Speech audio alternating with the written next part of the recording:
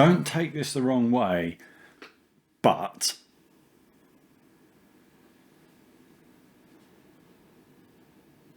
this is all about how most of the time our thinking is actually wrong, and our thinking processes are doing us more harm than they are good.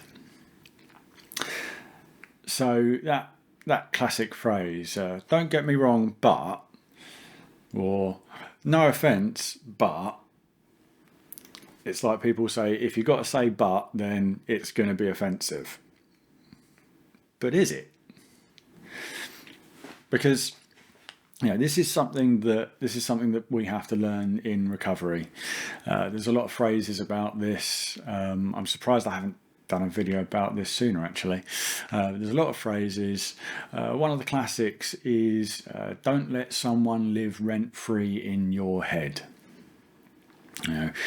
If you've, something minor has happened and it's annoyed you, and let's say, all right, the example I like, a guy's driving home, it's busy, there's a massive pile up, so the traffic's horrible, and he's going round a roundabout. Some guy swerves in, tight gap, cuts him up. He's furious.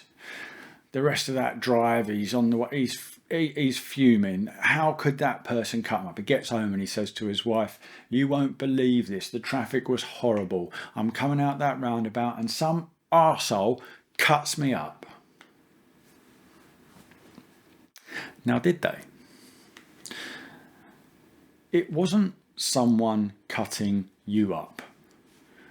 It was a busy day. There was a lot of traffic. Everyone was desperate to get where they were going.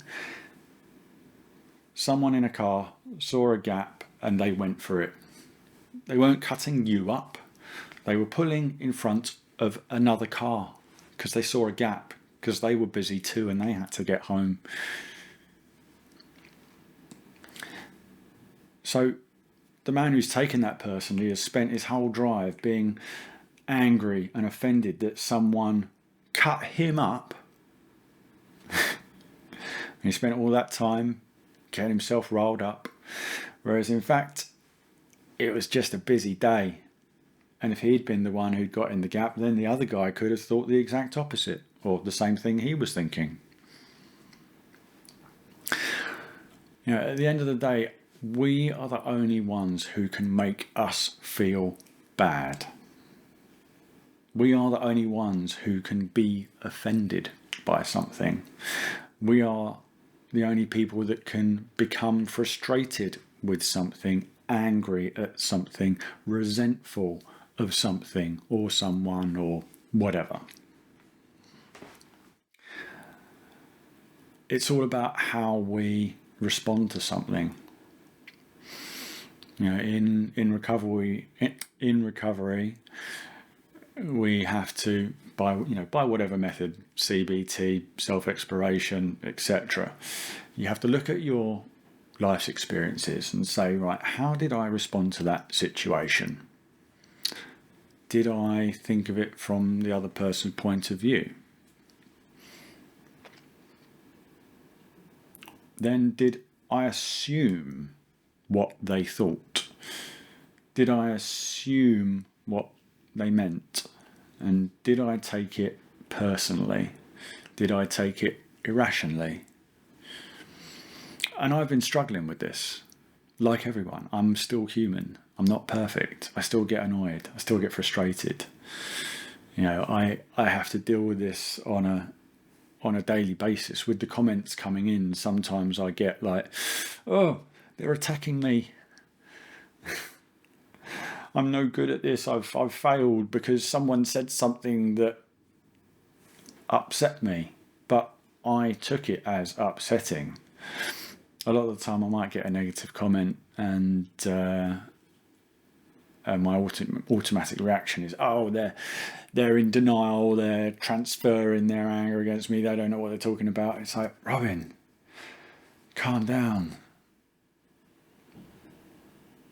Out of the thousands of views and comments, there's going to be someone who doesn't agree with you perfectly, who doesn't appreciate the way I've said something or portrayed something. I can't let them live rent-free in my head. There's this all reminds me of something I heard last year. I was listening to a guy talk at a conference, and he said, and the wording's not going to be perfect, but it was something like, most of the horrible experiences that I've had in my life never actually happened, because he imagined them. Let's think about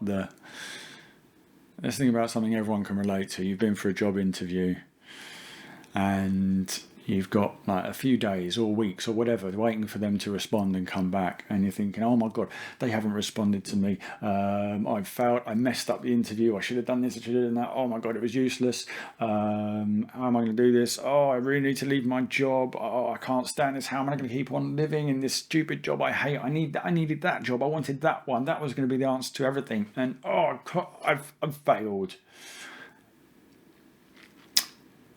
And then the letter or email or phone call comes through and you got the job. And you're like, oh, all that for nothing.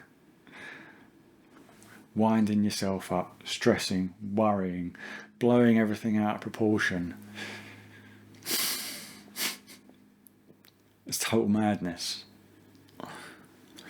But that's a thing that humans have to deal with, not just addicts. Everyone does that.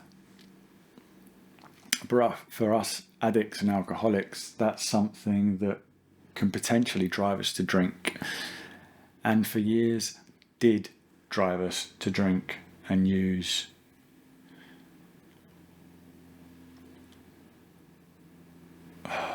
Learning to be armoured, perfectly defended, perfectly neutral doesn't happen overnight.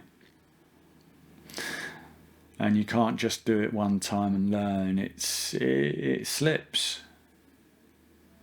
Some days you'll be fine, and some days you're a little bit more tense, and the old you just springs into action.